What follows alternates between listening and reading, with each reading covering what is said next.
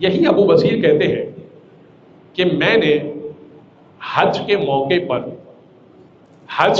پر بڑی کثیر تعداد حاجیوں کی دیکھی تو چھٹے امام سے میں نے کہا کہ مولا اس سال تو بڑے حاجی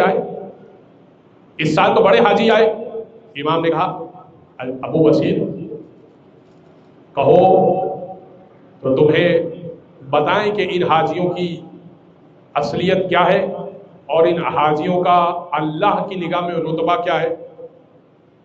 ابو بصیر کہتے ہیں کہ جی مولا اگر آپ بیان کرنا چاہیں تو یقیناً میں حاضر ہوں۔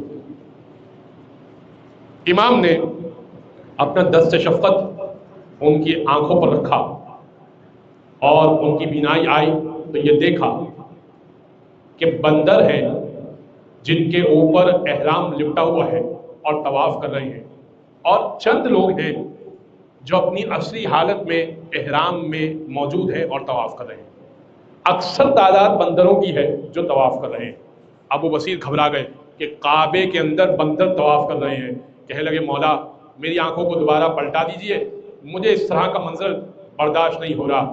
امام نے دوبارہ آنکھوں پہ ہاتھ پھیرا اور دوبارہ تمام کے تمام حاجی اپنی اصلی حالت میں آ گئے۔ کہنے لگے فرزند رسول یہ معاملہ کیا ہے؟ بعض حاجی تو ٹھیک لیکن اکثر حاجی بندر نظر آ رہے تھے۔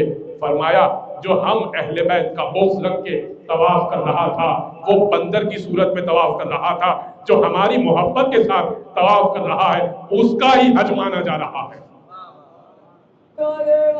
صلوات